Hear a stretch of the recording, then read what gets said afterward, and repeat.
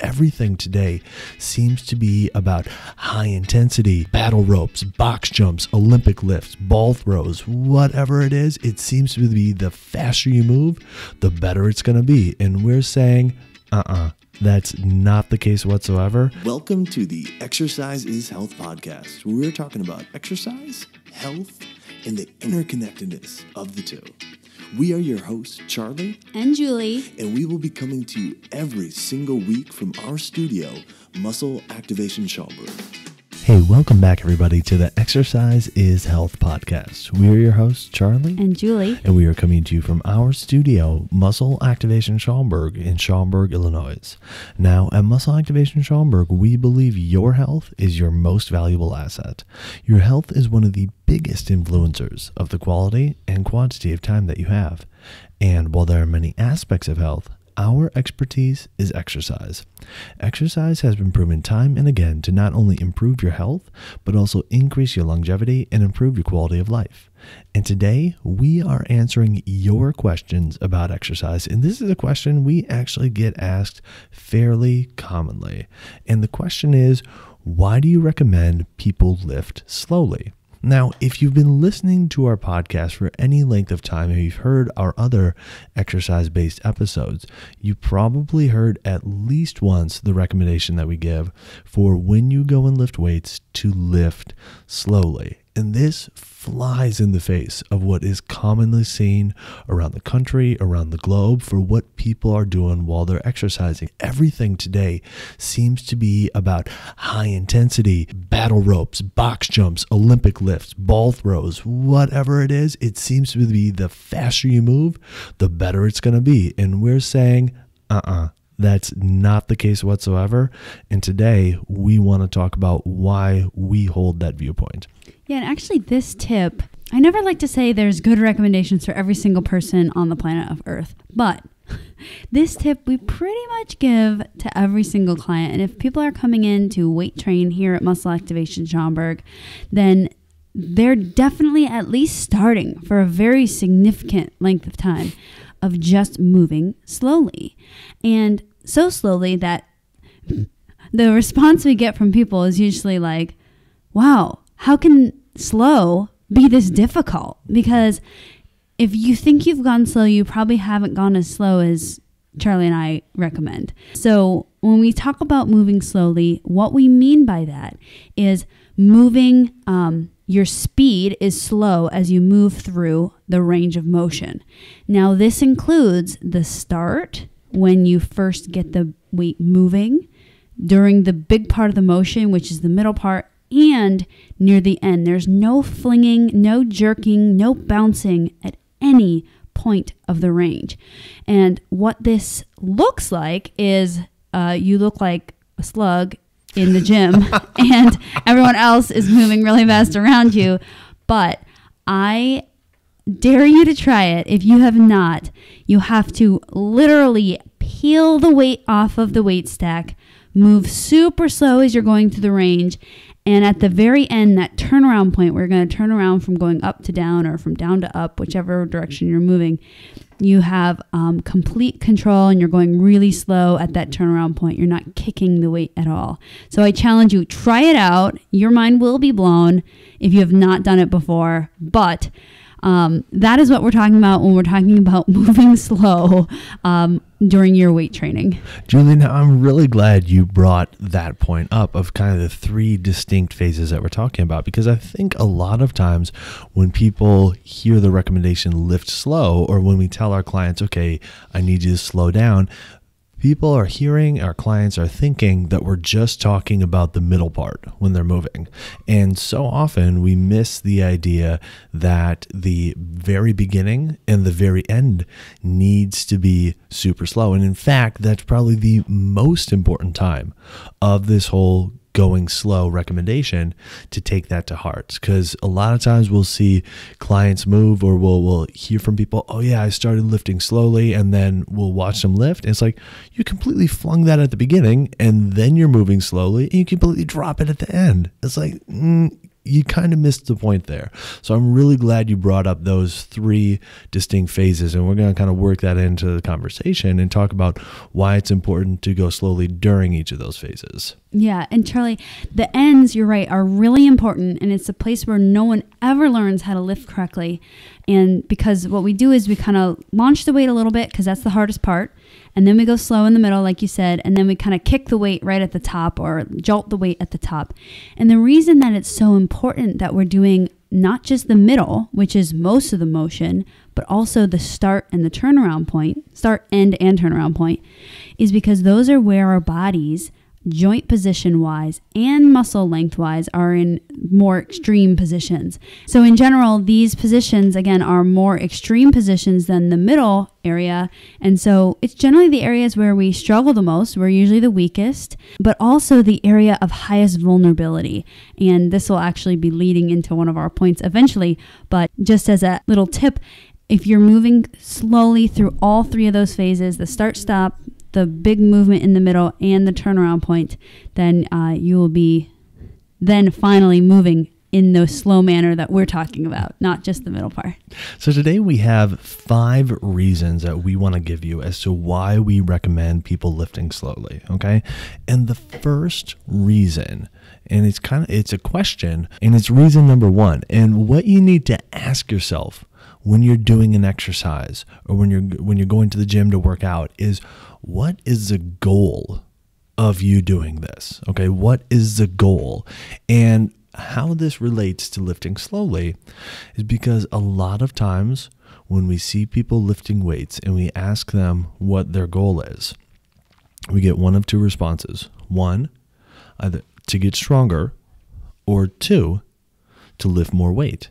And understand that those 2 things are vastly different, okay? Getting stronger and challenging your body and improving the output of your muscle tissue is not the same as lifting more weight. Doing the former can help you do the latter, but the latter with lifting more weight, that can include flinging the weight. That can include moving really fast, because your sole goal is to just move as much weight as possible. But if when you go to the gym, your goal is to challenge your body, is to improve the function of your body, is to improve the health of your body, is to improve your strength, to improve your fitness, to improve your well-being, then lifting the weight needs to be the last thing on your mind, because that directly conflicts with the goal of health, with the goal of function, with the goal of improving strength or fitness levels or anything like that. Okay, so first and foremost, you have to understand what your goal is when you go to do an exercise. And I think a lot of times we get confused. We get confused because we see something that's more, we see a way of exercising that may be more performance-based in nature. And we think, oh, look at those people who are doing those performances. Look how big and strong and fast and fit and lean they are. And look at how they're doing those performances. They're moving fast. They're moving quick. They're moving with a lot of power. Well, shoot, if I want to get big and fast and lean and strong, I need to move fast and I need to move quick and I need to move with power. And that's not the case, okay? Even if your means of exercise leads to some kind of competition, okay? So for example, like CrossFit, there's CrossFit classes and then there's CrossFit competition, all right? How you move during a class should be greatly different than how you move during a competition, because during a competition, your goal is to lift the weight. During class, your goal is to train your body so that when it comes to the competition, you can lift the weight. So if you're just thinking about trying to move fast and faster and faster and faster all the time during your training, you're kind of missing the point. You're missing what the goal is of your training, of your workouts, of your exercise. So first and foremost, you have to nail that down.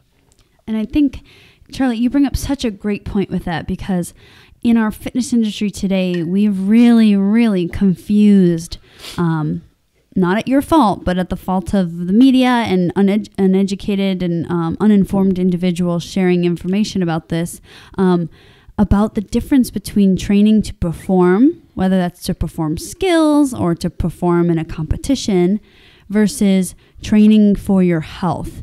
And as you guys know, Charlie and I focus on exercise geared towards improving your health. And so to do this, the most stimulating type of weight training, the best way to stimulate your body to create that positive change towards health is to be moving slowly. Now, this point also includes something huge called momentum. And so I bring this up because a lot of times if you're training for sport or training for a skill, your body's goal is to figure out how can I get this task done with the least amount of energy input, which means the least amount of stimulus on my body, which is efficient and very smart of our bodies. So in day-to-day life, if you have to pick up a bag of mulch and throw it into a bed of a truck, you're not going to lift that really slow, press it overhead, squeeze your muscles, and then slowly place it into the bed of the truck. Your goal is to get the mulch from outside of the truck into the truck. So you might use your knee, you might hoist it up, you might pull it, yank it, and then, thrust your body and throw that thing in the truck. So you just used what was most efficient, least stimulating on the body. When we go to the gym to exercise, we have to actually go against everything our brain is telling us that says be efficient, be less stimulating, conserve energy, because that's what our bodies want to do. But remember, when we go to the gym, we're trying to actually do something, put some input into our body to create change. And so we have to be really mindful that we're not doing the throw the mulch into the truck mindset of, however I can get this exercise done the easiest, I'm going to do it that way. Or however I can get 10 reps of this in, I'm going to do it that way. Or however I have to do it to progress my weight, I'm going to do it that way. Or however I have to do it to keep up with the class, I'm going to do it that way. We have to remember that the goal is not to get stuff done. It's not to get mulch bags into a truck. The goal is to stimulate your body and your muscles the most effective way so that your body can then appropriately change due to that stimulus. So it is a very difficult task to remember this, but we have to keep this in mind. What is the goal? Because our body's goal is always naturally be efficient, save energy, just get it done as, easily as possible. When we go to the gym, that is not the goal. The goal is let's actually challenge the body. So we have to negate and kind of turn off some of the signals in our head to say, oh, launch the weight. Oh, kick it up. It's easier that way. So keep in mind the goal of your exercise. And if you're listening to this podcast, you might be a performance-based person, but appropriately decide when you're going to work on your performance and appropriately decide when you're going to work on your health, because everyone needs to work on their health. And if you want to perform, you also have to work on your health and work on your performance. So just keep that goal in mind. Now, the second reason why we recommend that people lift slowly is for joint safety reasons. And this is a really big one, okay? The analogy that we often give is this idea of the difference between setting 5 pounds on your foot versus dropping 5 pounds on your foot. One, you might not notice at all. The other, it becomes a really bad day really quickly. And it's not that the mass changed at all, but the speed or the acceleration with that mass is moving.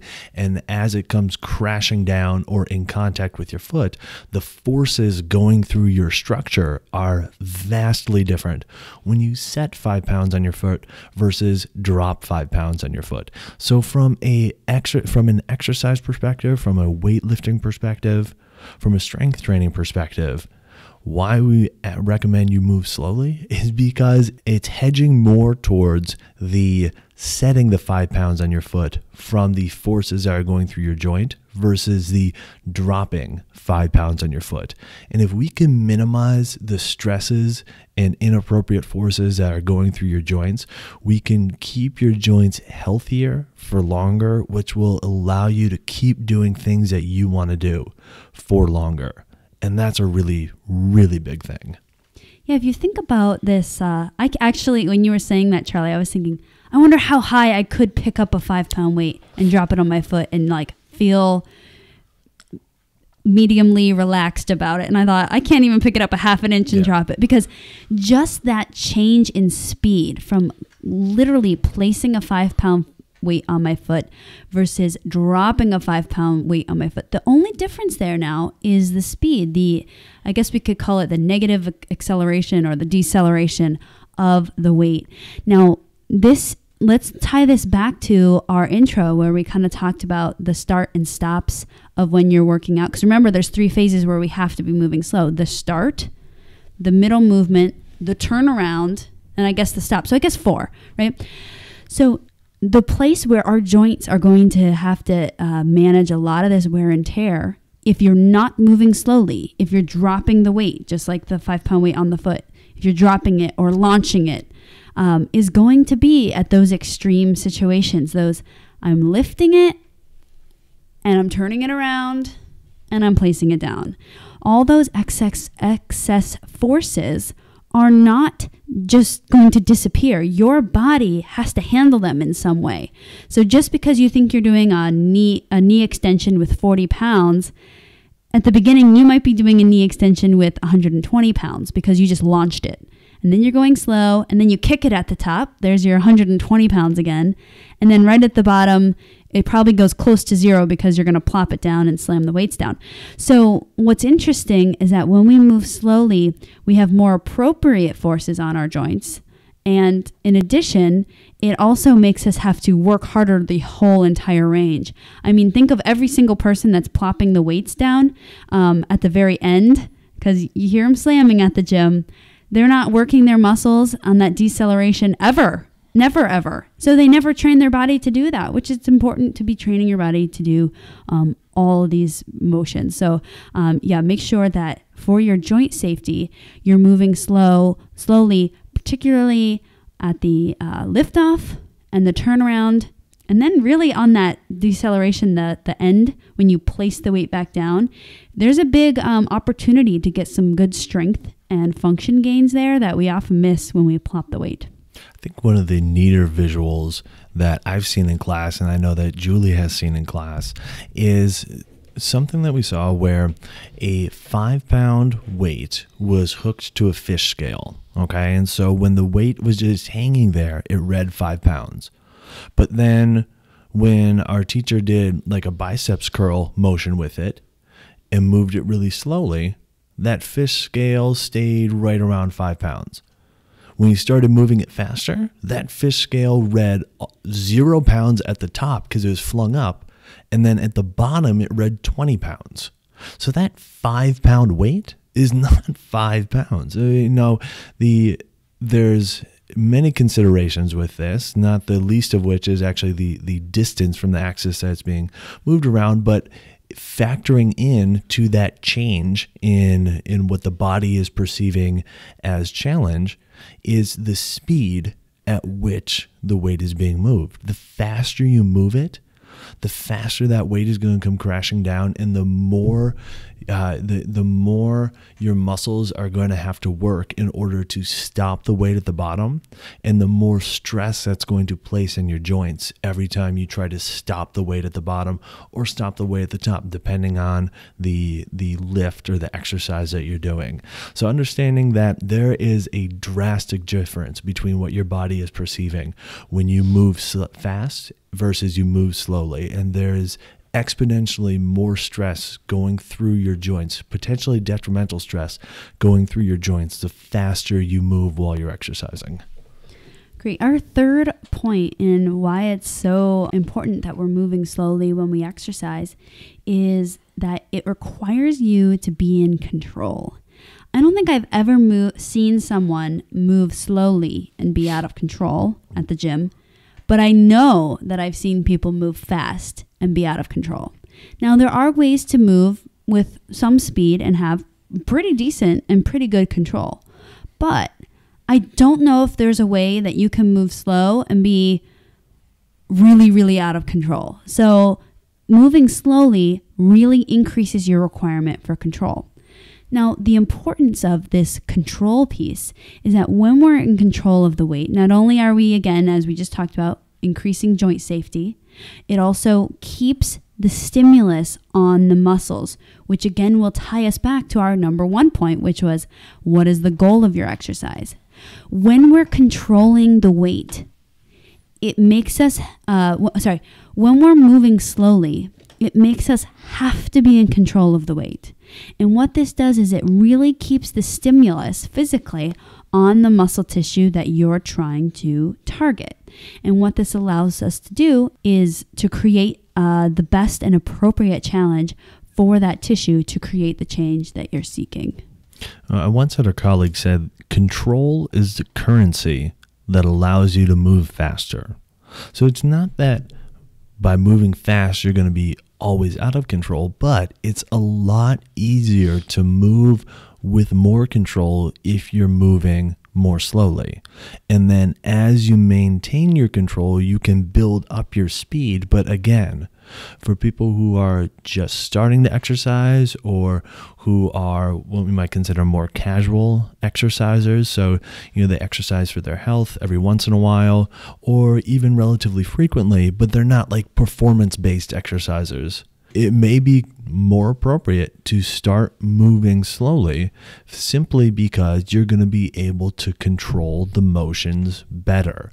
If you want to do a biceps curl, and you just want to move around your elbow, you're going to have a better ability to move just around your elbow, not move your shoulders, not move your trunk, not move your hips while you're doing the biceps curl if you're moving more slowly. As soon as you start adding in speed, motor control starts to diminish a lot of times, and your control can start to go out the window, which again puts you at higher risk for injury, may start to incorporate other muscles and decrease the overall stress on the specific tissues that you're wanting to challenge. Although it may increase the stress through other tissues that you're not wanting that stress to go through.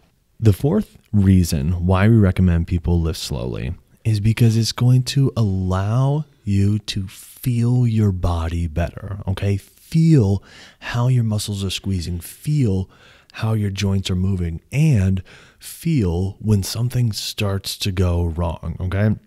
If the train starts to go off the tracks a little bit, you'll be able to perceive that and pick up on that earlier if you're moving slower versus if you're moving faster. You might not recognize that until that issue starts to become symptomatic, starts to become painful, and starts to become closer to an injury. So one of the big reasons why we recommend people lift slowly is because it will allow you to connect with your body better, will allow you to feel your body better, and will help you perceive when things are starting to go a little bit awry with your exercise.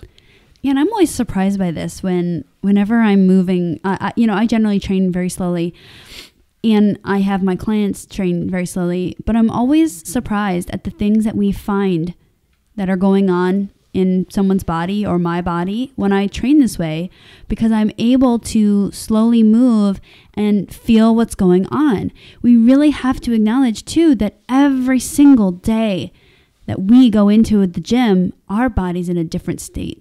Maybe one day we have a little inflammation in our knee and you don't notice it, and today's knee extension day, and you get on the knee extension and you start realizing, I don't think my knees are all ready for this today. And that's okay, but I'm so glad you found that out before you just pounded out, 10 reps of 10, and now your knee is going to be inflamed for, 3 weeks. Or, maybe you have, some muscle inhibition that occurred from, an activity or a stressor that you have going on, and you didn't really realize it was going on until you started moving, and muscles that you used to feel, you're not feeling that day. Maybe you're doing a row and you usually really feel those shoulder blades move and the arms get all the way to the back position, and normally you can sense and feel all that. And maybe you go to the gym and today you're not really feeling that. So maybe you do a little bit of a longer workout and it's not really getting turned on. So maybe today is not a good day to be really challenging that tissue. Now, I'm not giving this as, if you don't feel that, then don't do the exercise. But you can also start really feeling what's normal for my body, what's not normal for my body. And when you're feeling your body, you can really tell when is it a good day to challenge something, when is it not a good day to challenge something. Because remember, when we're exercising for health, we want you to be leaving your workout sessions every single time in a better place, or set up to be in a better place than when you entered. So it's not about harassing the body, just, push through it and no pain, no gain. Don't think about it. Get your head out of the game. We really want your head in the game. We want you feeling your body. We want you sensing your body and listening to your body. And multiple sessions a week, I'll work with clients, and, I have a plan because we're, working on goals and stuff.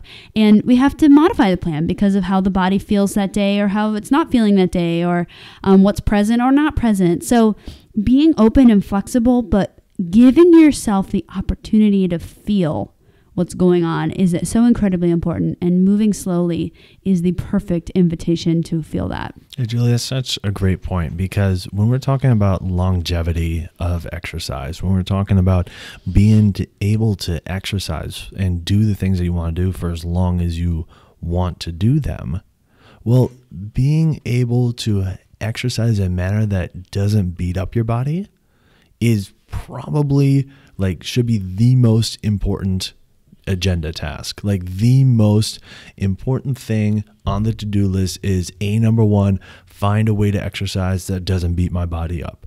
Because if it's breaking your body down, guess what? You're only getting older, and that's only going to make it more difficult for your body to recover, and it's only going to make it more likely that you're not going to be able to return to that form of exercise. So if you're feeling beat up, if you're feeling achy, if you're feeling sore, if you're feeling all tweaked from the way that you're exercising, that's your body telling you right now, giving you a nudge, saying, hey, you know what? You got to find a different way to exercise, because this way it's not working for us. And if you keep ignoring that, what's more likely to happen, it goes from a nudge to a flat out elbow in the ribs. And it's okay, guess what?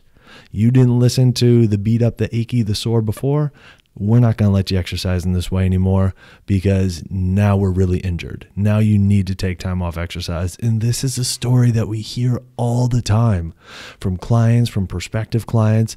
Yeah, I used to exercise, and do XYZ workout. And then I hurt my shoulders, and then I hurt my back. And then, my knees got so flared up that I couldn't do this anymore.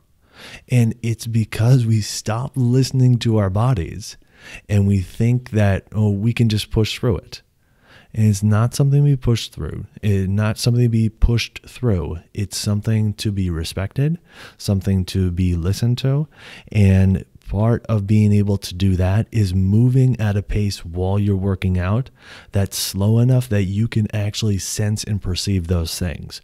Because if you're just waiting until the end of the workout to find out, or you're waiting until the next morning when you wake up and see how you feel when you get out of bed to find out, that's too late. You have to be able to make these changes on the fly, or you're just setting yourself up to cut your exercise career short. Our last and final point in why it's so important that people are lifting slow is that when you move slowly, you're able to use the exercise stimulus, or you probably have heard us say this already, but the exercise stress, which we're not saying is a bad thing, but the stimulus of exercise, we can make this more specific, and you're able to target what you're trying to target, rather than being a general stimulus. And what we like to say is that specific stimuli leads to specific results. And I'm pretty sure that when we're in the gym, we all kind of have some missions and goals that we're trying to get to. One huge thing that we see when people are moving slowly, we are able to, and our clients or the person doing the exercise is also able to pick up on when they are cheating or doing what a lot of people like to call compensation or compensatory motion. Now, what this means is you're using muscles or motions or leveraging momentum opportunities from some area of the body that you're not actually trying to work or actually trying to target. And so when we move slowly, we are so much more likely to be actually stimulating the areas and muscle tissues and joint motions that we are desiring to challenge, rather than going into this exercise where, We're just kind of doing a general stress and moving all these sorts of joints and kind of cheating through everything. So keeping it specific is really important.